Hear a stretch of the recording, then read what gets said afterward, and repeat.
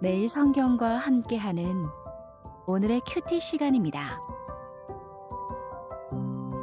10월 14일 오늘의 말씀은 열왕기상 15장 33절에서 16장 14절입니다.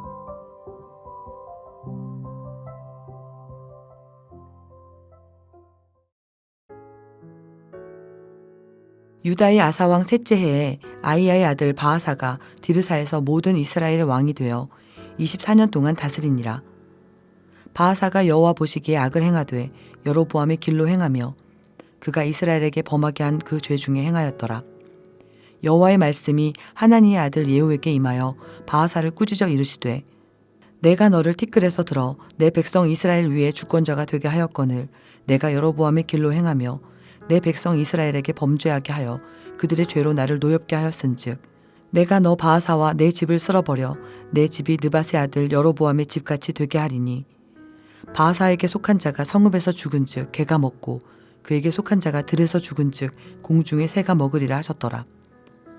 바아사의 남은 사적과 행한 모든 일과 권세는 이스라엘 왕 역대지락에 기록되지 아니하였느냐. 바아사가 그의 조상들과 함께 잠에 디르사에 장사되고 그의 아들 엘라가 대신하여 왕이 되니라. 여호와의 말씀이 하나니의 아들 선지자 예후에게도 임하사 바아사와 그의 집을 꾸짖으심은 그가 여로보암의 집과 같이 여호와 보시기에 모든 악을 행하며 그의 손의 행위로 여호와를 노엽게 하였음이며 또 그의 집을 쳤음이더라. 유다의 아사왕 제26년에 바아사의 아들 엘라가 디르사에서 이스라엘의 왕이 되어 2년 동안 그 왕위에 있으니라. 엘라가 디르사에 있어 왕국 맡은 자 아르사의 집에서 마시고 취할 때에 그 신하 곧 병거 절반을 통솔한 지휘관 시므리가 왕을 모반하여 시므리가 들어가서 그를 쳐 죽이고 그를 대신하여 왕이 되니 곧 유다의 아사왕 제27년이라. 시므리가 왕이 되어 왕위에 오를 때에 바아사의 온 집안 사람들을 죽이되 남자는 그의 친족이든지 그의 친구든지 한 사람도 남기지 아니하고 바아사의 온 집을 멸하였는데 선지자 예후를 통하여 바아사를 꾸짖어 하신 여호와의 말씀같이 되었으니 이는 바아사의 모든 죄와 그의 아들 엘라의 죄 때문이라.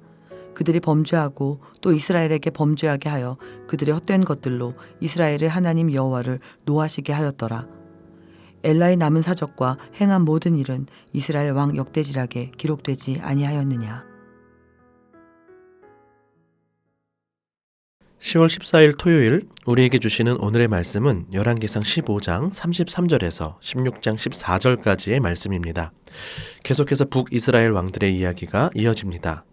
첫 구절인 33절은 아히야의 아들 바아사가 왕이 되어 24년 동안 다스렸다고 말합니다. 남유다 왕들은 어머니가 소개되는 반면 이스라엘에서는 아버지 이름이 소개됩니다. 왜 이러한 차이가 날까요? 유다 왕은 계속해서 다윗 왕조가 이어져 선대 왕이 아버지이기 때문에 굳이 언급할 필요가 없었습니다.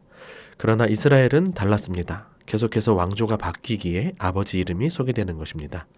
이틀 전에 우리가 유다 왕 아사를 살펴보았는데요. 아사 왕이 41년간 통치하는 동안 북이스라엘은 여로보암, 나답, 바아사, 엘라, 시므리, 오므리, 아합까지 총 7명의 왕이 통치하게 됩니다. 14장 15절에 여호와께서 이스라엘을 쳐서 물에서 흔들리는 갈대같이 되게 하신다고 예언했었는데 그야말로 불안정의 극치였음을 확인하게 됩니다. 아히야를 통해 예언하신 대로 여로보암 가문이 바아사를 통해 진멸을 당했습니다. 새롭게 세워진 바아사 왕조는 어땠을까요? 역시나 바아사와 그의 아들 엘라 모두 여로보암의 길로 행했다는 평가와 함께 또 한 번 심판 예언을 받습니다. 16장 1절에 하나니의 아들 예후에게 하나님의 말씀이 임하는데요. 포기하지 않고 말씀을 주시는 하나님의 시선과 마음이 느껴집니다. 하나님이 바아사를 티끌에서 들어 자기 백성 이스라엘의 왕으로 세우셨습니다. 티끌에서 들어 올렸다는 것은 미천한 신분이나 가문이었는데 왕이 되었다는 말씀입니다. 반란을 일으키는 다른 사람들은 보통 군사적 지위에 있음을 알려주는 데 비해 바아사는 그러한 직위가 소개되어 있지 않습니다. 그러나 개구리 올챙이적 생각 못한다고 하나님의 은혜로 하나님 백성의 대리 통치자가 된 바아사는 교만하여 백성들을 하나님이 아닌 우상으로 인도합니다. 그러자 여로보암 가문에 내려졌던 형벌이 그대로 주어집니다. 참고로 3절에 내가 너 바하사와 내 집을 쓸어버려 라는 말씀은 무엇 뒤에를 가리키는 전치사 아히레가 사용되어서 바하사 이후, 즉 아들 엘라 때에 심판할 것을 말해주고 있습니다. 흙에서 들어올려 왕이 되었지만 결국 그 아들은 흙에 묻히지도 못하게 되어 그의 죽음까지 저주를 당하게 됩니다. 7절에 보면 다시금 하나님의 아들 선지자 예후를 통해 주신 말씀이 메아리를 칩니다. 바하사 가문을 꾸짖으시는 이유를 재차 설명하는데 마지막에 보면 그의 집을 쳤음이더라는 말씀이 추가되어 있다는 사실을 눈여겨볼 필요가 있습니다. 즉 하나님의 관점에서 바하사는 여로보암 가문을 심판하는 도구로 사용되었지만 그렇다고 해서 그의 사륙이 정당화되지는 않는다는 것입니다. 하나님이 악으로 악을 제거하셨을 뿐입니다. 마치 유다를 심판하게 되는 바벨론이 역시 하나님의 심판을 받게 되는 것과 같습니다. 그러니 우리가 주의해야 할 것이 있습니다. 결론적으로 심판의 도구였던 바하사 가문이 결국 심판의 대상이 되는 것을 보며 우리 역시 조심해야 하죠. 다른 이를 쉬이 비판하며 정죄하지만 우리 역시 같은 죄를 짓거나 혹은 그 죄만 안 짓고 다른 죄들을 짓는 사람일 수 있기 때문입니다. 괴물과 싸우다가 괴물이 될 수도 있고 비판자가 되다 보면 자신은 그와는 거리가 먼 의로운 사람인 줄 착각하기 쉽습니다. 그러니 교만하지 않고 겸손히 하나님의 말씀 앞에 날마다 자신을 돌아보아야 할 것입니다.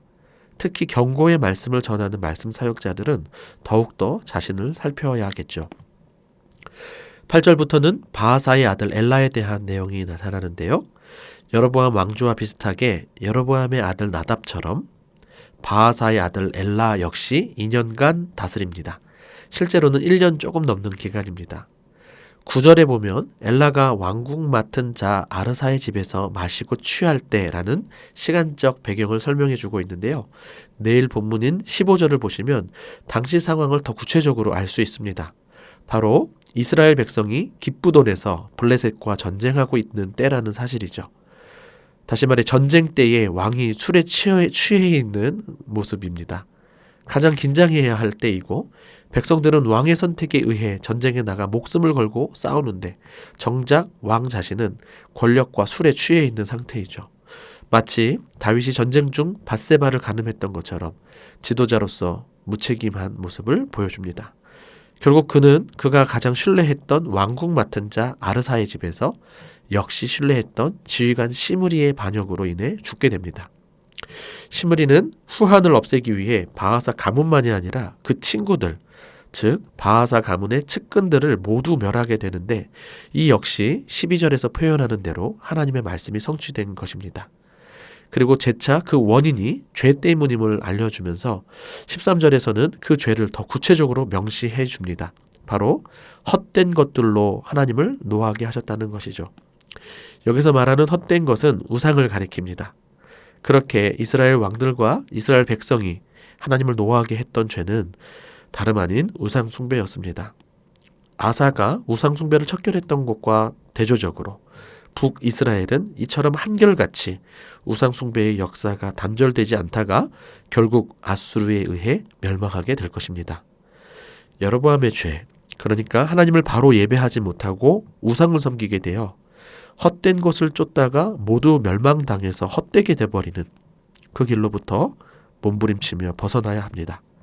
계속해서 부지런히 하나님만 섬기며 그분의 말씀을 쫓아 사는 우리의 묵상과 삶이 되기를 바랍니다. 기도하겠습니다. 하나님, 한결같이 과거의 죄로부터 단절되지 못하고 이어가는 이스라엘 왕들을 보며 우리 역시 마냥 비판만 할 수 없는 존재들임을 깨닫습니다. 죄의 권세가 이토록 강력하니 회개하는 것 자체가 엄청난 은혜임을 깨닫게 됩니다.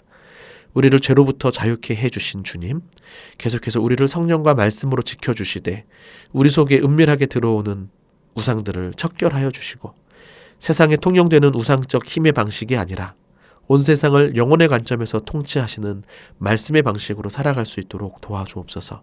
우리의 유일한 왕 예수 그리스도의 이름으로 기도합니다. 아멘.